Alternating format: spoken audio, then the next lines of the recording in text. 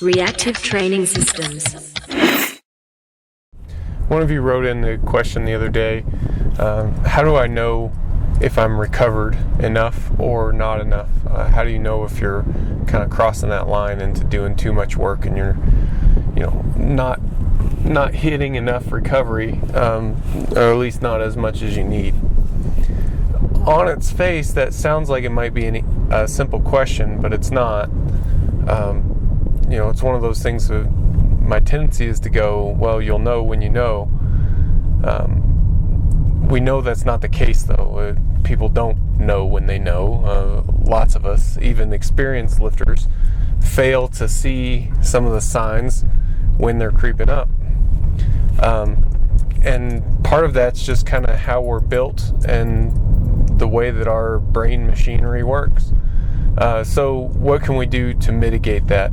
My response, like most of my responses, has to do with building systems. So what are some systems that athletes have used successfully to manage training volumes and just kind of to let them know when their recovery maybe wasn't as much on point as it should have been? Well, the popular one of the moment seems to be HRV and HRV related tools. It's way more accessible than it used to be, and I think it's a good tool for you to use. It's a good data point for you to include in your analysis of whether or not you're recovered enough or not.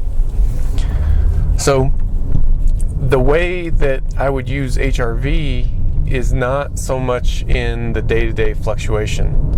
The day-to-day fluctuation is not something that I think is all that important, and that's true regardless of what tool we're talking about. I'm going to talk about track, we're going to talk about wellness questionnaires in a second, but regardless of what tool we're using, the day-to-day fluctuation is not the critical thing. The critical thing are those mid and long-term trends.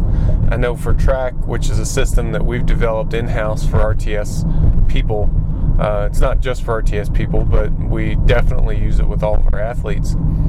We focus on short-term fatigue, which is a 4-day average, and your long-term fatigue, which is a 30-day average. And to be honest, the more time goes on, the more emphasis we start placing on that long-term number. It just carries a lot more weight. It's a much better indicator of how much fatigue you're actually dealing with, because you get those weird extraneous measurements. They tend to fade away in the averages, but also, if you have one hard workout that may be disruptive and it may cause a lot of fatigue, but it's not problematic. Even if you have a really hard training week, that's not problematic. But when you start accumulating fatigue over, say, a month, that's when we can start seeing problems occur from under recovery. Now, how would you know where you are in this recovery scale? Well, if you have a system in place, like an HRV system or a track system or something like that, then that system is going to let you know. But if you don't have a system like that, you're basically just monitoring how much fatigue do you feel like you're carrying. And truth be told, that's not the worst idea ever, is to just do a subjective assessment of, a scale of 1 to 10 or 1 to 20 on how fatigued do you feel. And then if you average that number over a long period of time, it's going to tell you something. So basically what I'm saying is, if you don't have access to a system, then your best bet is to create a system. Now, fortunately, that's not really the position that we're in.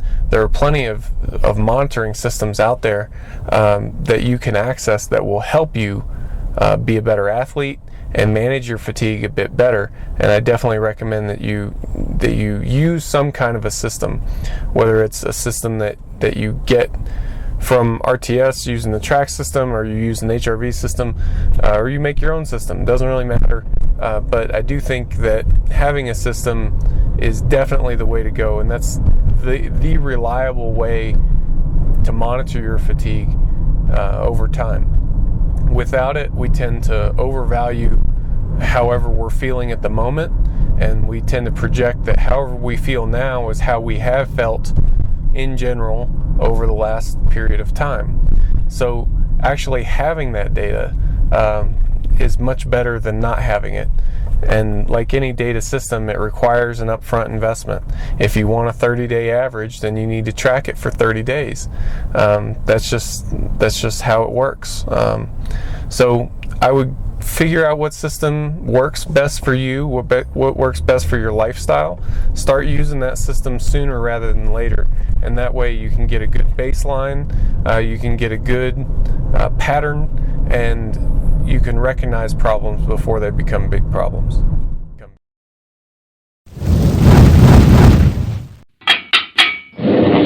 Reactive Training Systems.